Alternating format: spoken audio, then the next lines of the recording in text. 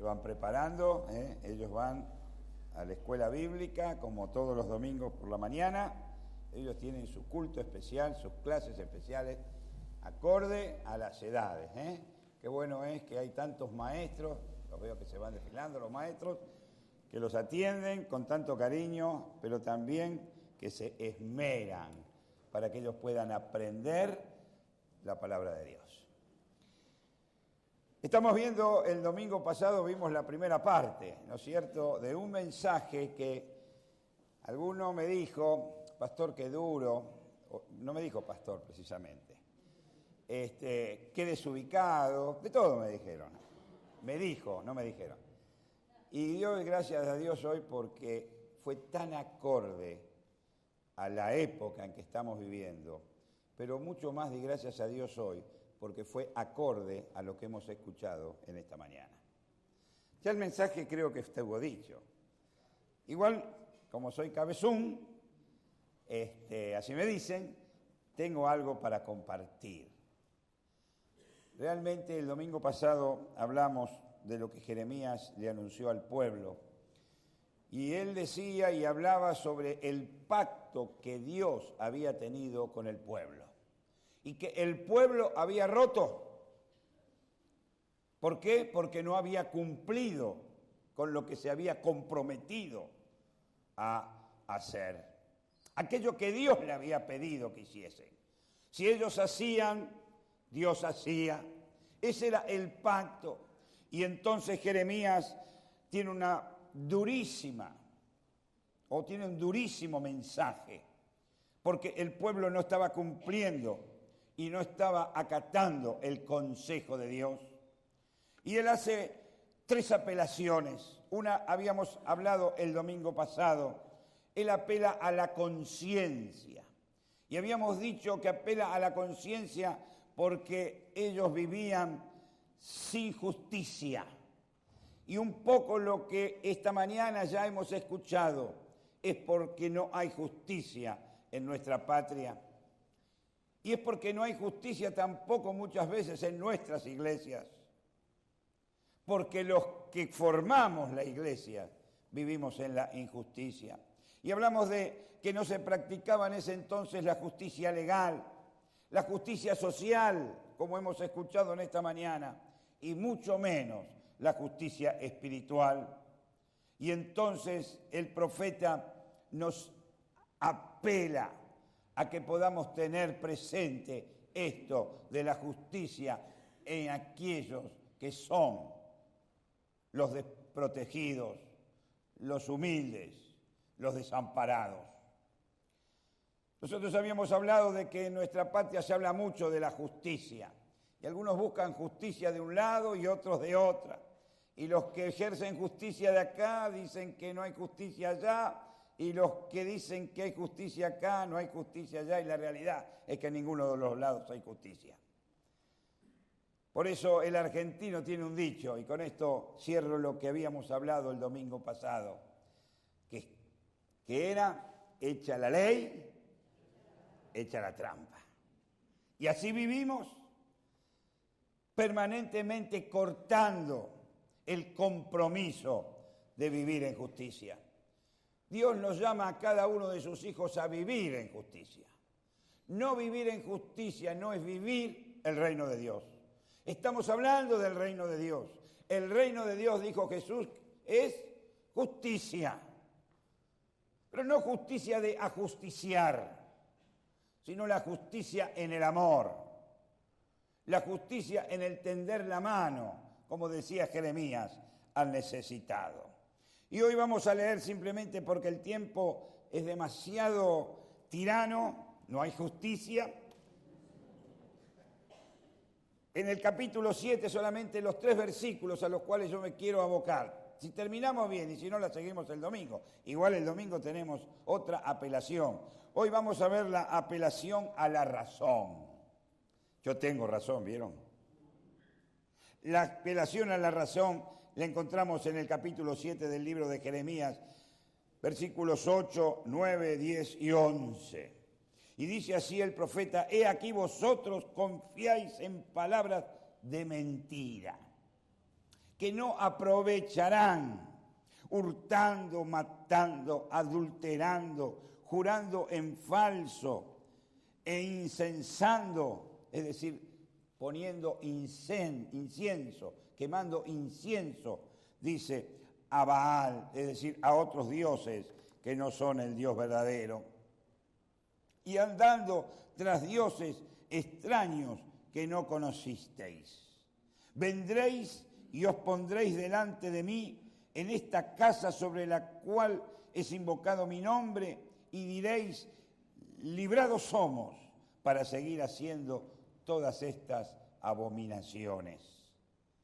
Es cueva de ladrones delante de vuestros ojos esta casa sobre la cual es invocado mi nombre. He aquí que también yo lo veo, dice Jehová. La segunda apelación que hace el profeta Jeremías es la apelación a la razón. Y lo primero que yo veo que él está diciendo es lo absurdo que muchas veces vivimos en la desobediencia a Dios.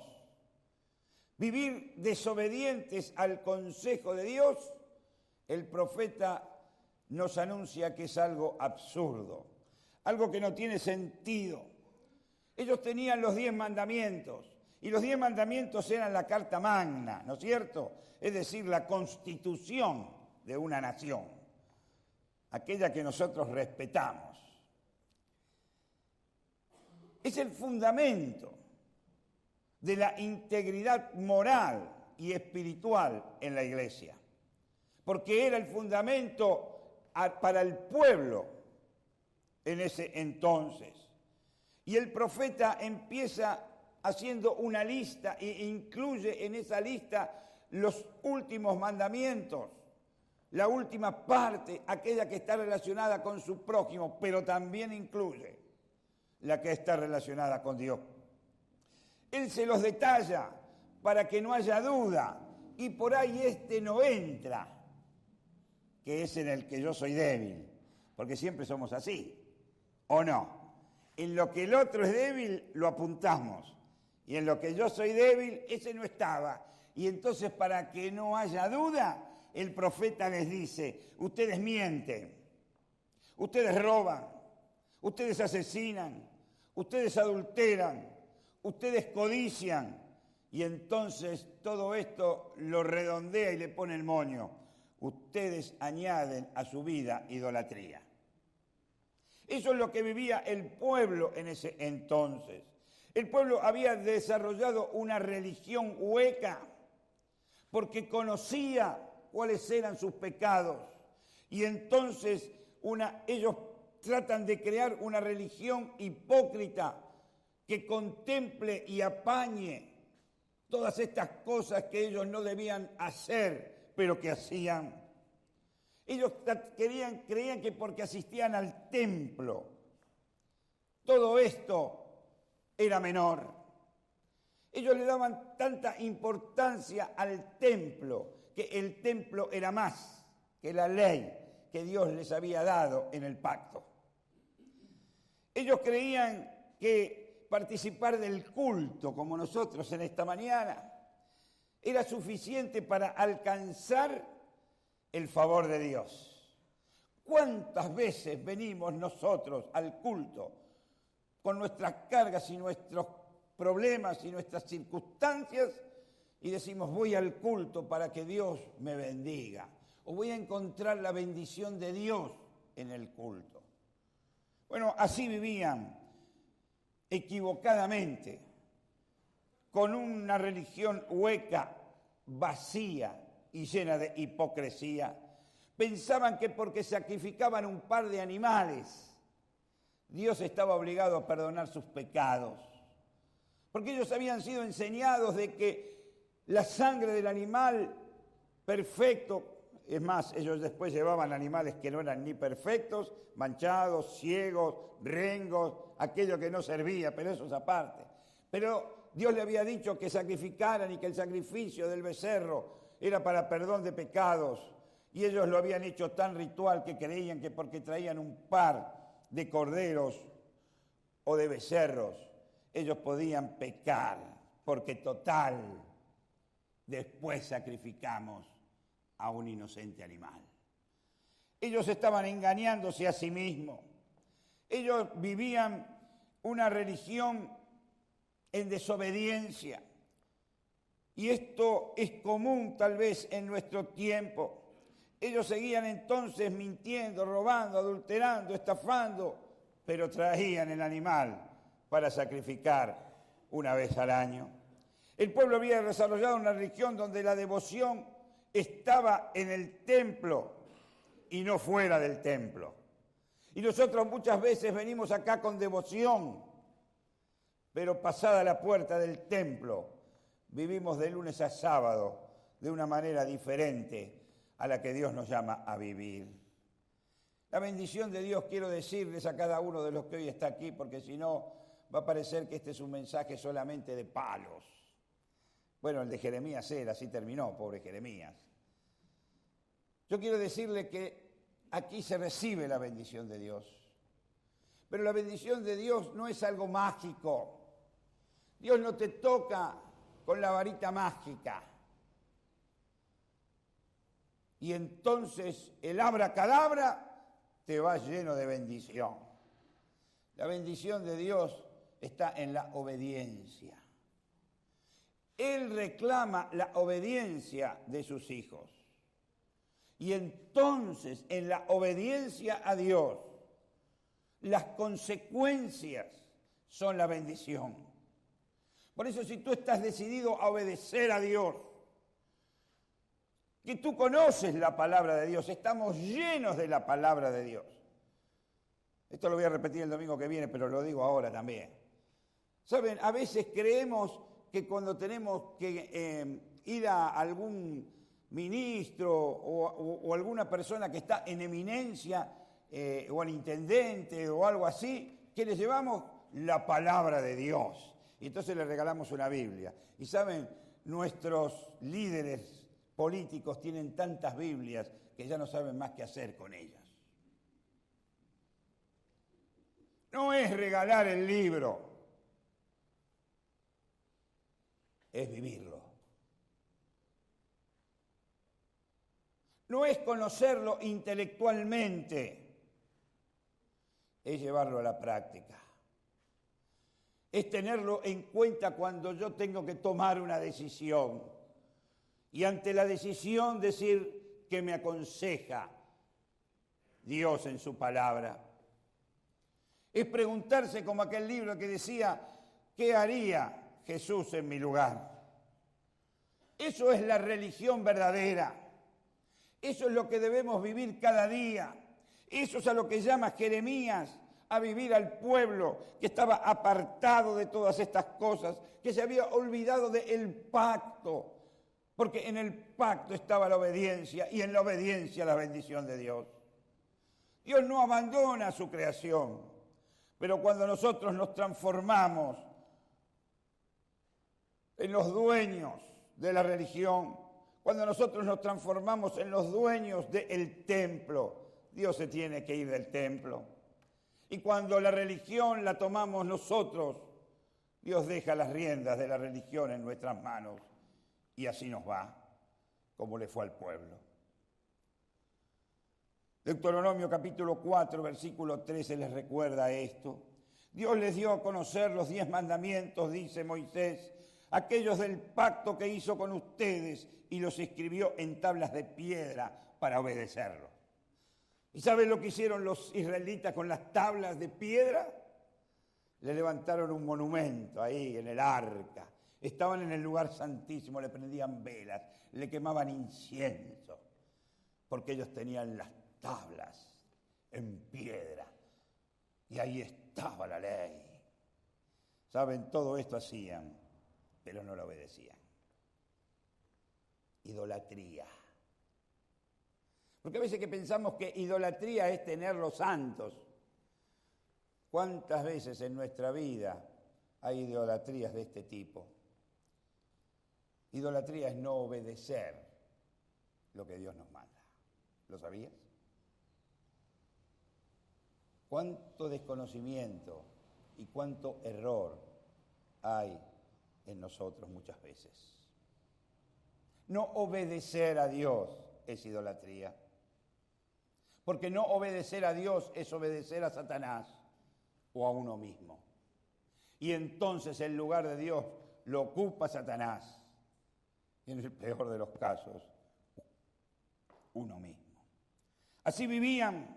Lo absurdo de no obedecer, dice. Lo absurdo de mantenerse en la mentira de una religión que ellos habían hecho a su medida. Ellos vivían lo falso de la religión. Ellos no vivían la devoción sincera a Dios, sino que vivían la justicia propia y no la justicia que Dios reclamaba. Dice el versículo 10 en la parte A, vienen a este templo que es mi casa, dice el Señor, y piensan que porque están aquí, están a salvos. Ellos creían que porque tenían el templo que había construido Salomón, y porque Dios había dicho, me construiré este templo y yo habitaré en él, como señal de que estoy en medio del pueblo, ellos tenían todo asegurado. Ellos creían como que había algo invisible cubriendo todo el templo y toda la ciudad. Y entonces cuando vendrían los ejércitos enemigos, es como que ciencia ficción. Chocaban contra esto y salían rechazados. Qué error, ¿no es cierto?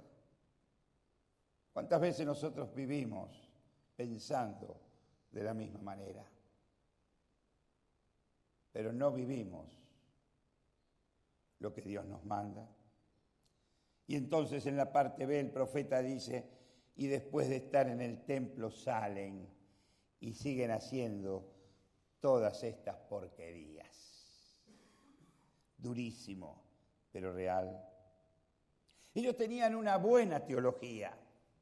Ellos tenían la palabra de Dios, pero tenían una ética, tenían un modo de vida, que era un modo de vida igual que de los paganos.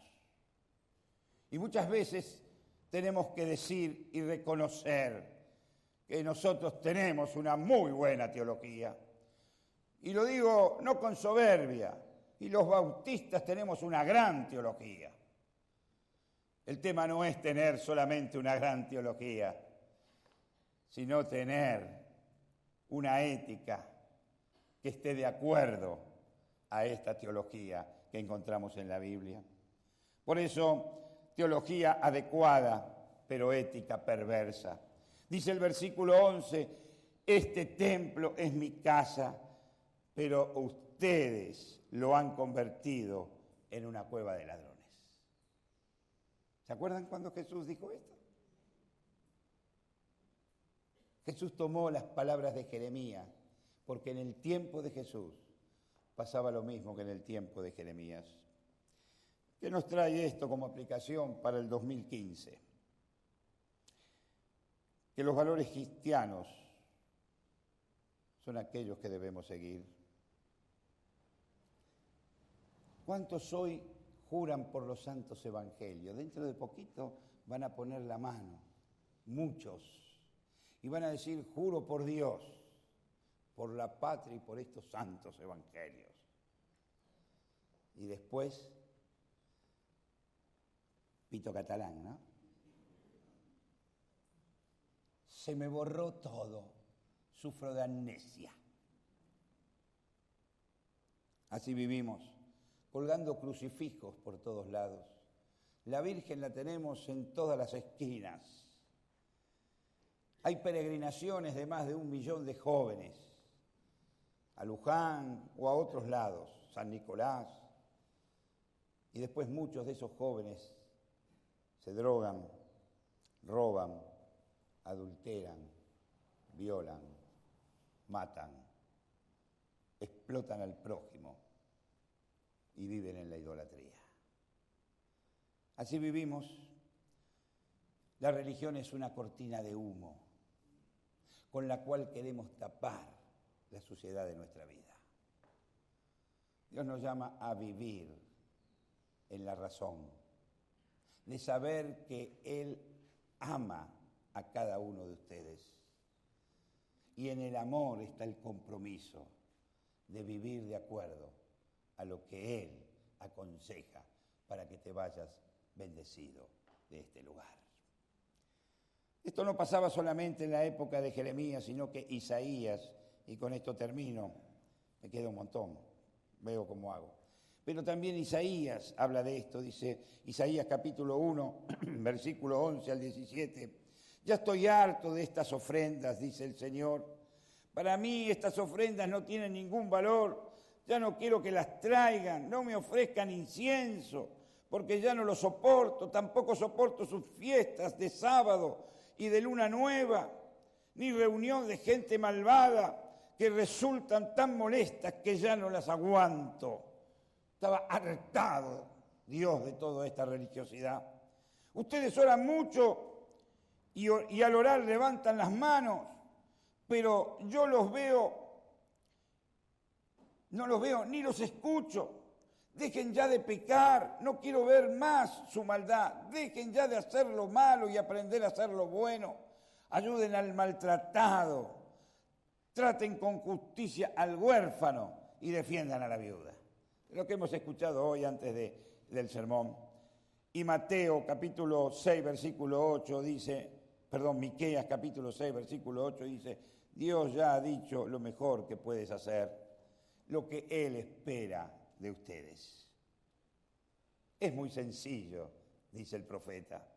Dios quiere que ustedes sean justos los unos con los otros, que sean bondadosos con los más débiles y que adoren al único Dios. ¿Sabes? La manera en que tú puedes mostrar la obediencia a Dios es en el amor. La justicia, y así empecé, es el amor. No hay justicia sin amor. Y no hay amor si no hay justicia. Dios mostró la justicia de su amor en Cristo Jesús. ¿Y Él está dispuesto a perdonar? Tal vez el mensaje haya sido duro. Tal vez tú te hayas identificado con alguna de estas cosas de la cual Dios te llama a salir. Ya no mentir, ya no a robar, ya no a estafar, ya no a discriminar. Ya no hablo ni de matar ni de todas esas cosas. Ya no a pensar mal del prójimo ni del hermano. Dios te llama a ser como Cristo. Que aún en medio de la muerte, en los últimos momentos de su vida, cuando era un receptor de nuestra maldad, Él pudo decir a aquellos que lo estaban crucificando, Padre, justicia, perdónalos, porque no saben lo que hacen. ¿Sabes? Dios nos está llamando a esto, hermanos. Tal vez sea este el momento que como iglesia sacudamos el sopor de los que nos tiene adormecidos y podamos decir, ven, mi justicia es la restauración y el amor, porque yo he recibido de Dios justicia, restauración y amor. Que este sea realmente el vivir de la iglesia aquí, para que aquellos que todavía están sin Cristo puedan entender que lo mejor que les puede pasar, que la bendición de Dios es recibir el perdón, el amor y la compañía de Cristo Jesús. Que este sea el sentir de la iglesia.